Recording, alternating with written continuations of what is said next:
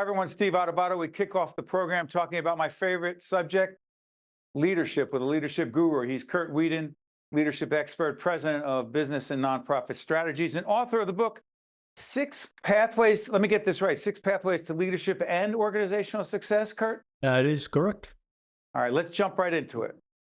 I read about these six pathways. Let's go through each one. Character and leadership, go.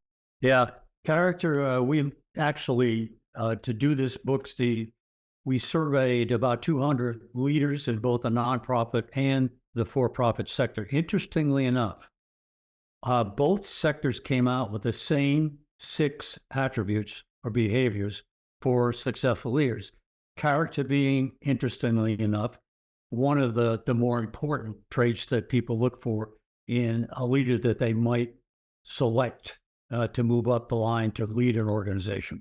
Curt, let me follow up on that. I'm curious about this. As we do this program, President Trump's taking office, his cabinet secretaries being nominated, being vetted. And it's interesting. Does the issue of moral turpitude, weird word, I know, character and someone's personal relationships, who had an affair on their wife, who is involved in this or that, is that character or is that private life? It's character, and as reflected in an elected official in this case. And it is surprising that the American public would sort of put that aside in regard to other issues that led them to make a decision at the ballot box.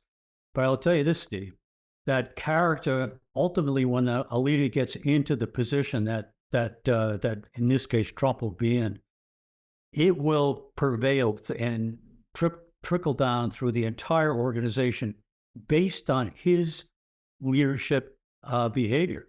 So we have some deep concerns about what the country may look like based on what Trump actually does. I appreciate what you're saying, but also I want to make it clear, since this isn't a segment about politics, someone might also say it's an issue of character that President Biden, when president, said, I would not pardon my son, Hunter, and then did. Character is also being consistent with your words and your actions, just putting that out there. Absolutely. I love this one. You have this all over the place, Curt. Curiosity is a huge component to being a great leader. Explain that. So that's the number one behavior that came out of all of this research that we did. And it basically says that if you have a leader that's stuck in place and not curious enough to go to the next level or the next step, that's not the leader you want. Okay, there's a couple of others here. One of them I find fascinating, and people who know our series, Lessons in Leadership, know this well. Communication.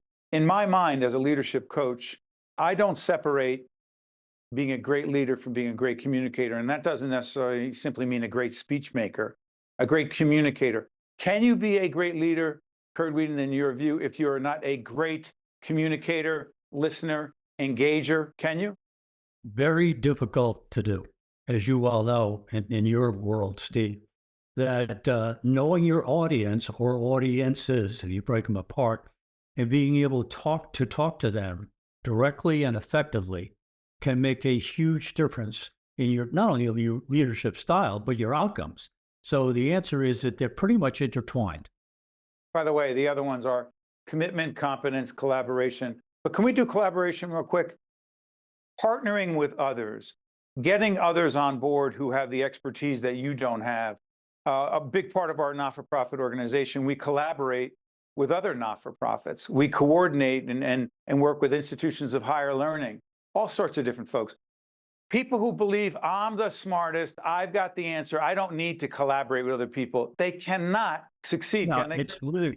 There's obviously exceptions to the rule, but generally speaking, if you take that kind of isolated position, you know best, and you're going to stay where you are. I don't need the other guy. Generally, what happens is you fall back. You just can't move to the front of the pack. You know, there's another issue you raised in researching you that brings up something I'm fascinated by. I'm going to go all the way back to the 1980s.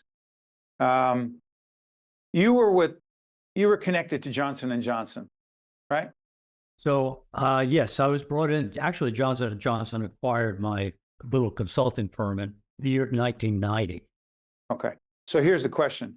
I, along with so many others, I wrote a book years back called What Were They Thinking? It was about crisis communication. And I did a case study on James Burke, who was the CEO of Johnson & Johnson at the time of the Tylenol scare, when people were frankly poisoning Tylenol bottles. They were somehow, I think, with a syringe, putting something in there, and people were dying across the country. And I did a case study on Burke being a not just competent, but candid, honest, empathetic, compassionate, upfront leader. You point out Burke, James Burke, as being the kind of leader we need. Talk about Burke. I read your book, by the way, and on that chapter, I agree with So you're the everything one that read it? No, I'm Yes. kidding. Go ahead. No, he was. I worked for him Directly. To Wow. another guy that you know well, John Heldridge, back in the day.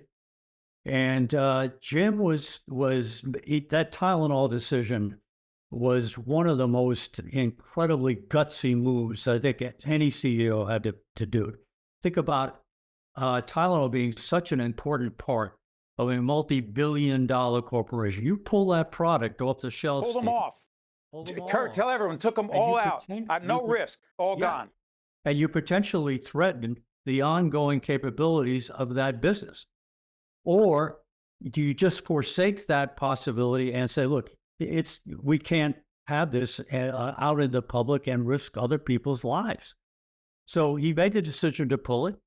And he became so famous for that one judgment, but it was really reflective of his overall leadership capabilities. And he was elected to the Businessman's Hall of Fame as a result of that.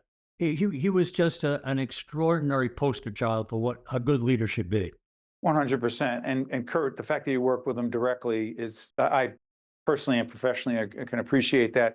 Curt Weeden is a leadership expert, president of business and nonprofit strategies, and author of the book, 6 Pathways to Leadership and Organizational Success. Curt, thank you so much for joining us. We appreciate it. Thanks so much, Steve. You got it. Stay with us. We'll be right back. A cancer diagnosis changes everything. So does where you go for treatment. Where other cancer centers offer radiation, at Hackensack Meridian John Theurer Cancer Center, we're utilizing the world's most advanced precision radiotherapy that can pinpoint and destroy your cancer. Some perform clinical trials, but we have one of the nation's most rapidly growing drug discovery programs. Providing hope with the medicine of tomorrow. New Jersey's best cancer center. Know the difference. Also brought to you by Horizon Blue Cross Blue Shield of New Jersey, the New Jersey Economic Development Authority, Hackensack Meridian Health, keep getting better, United Airlines, Newark Board of Education, New Jersey Institute of Technology, NJIT makes industry-ready professionals in all STEM fields, Community Food Bank of New Jersey, PSEG Foundation, the Northward Center, and by Congress Hall, a Cape Resorts property.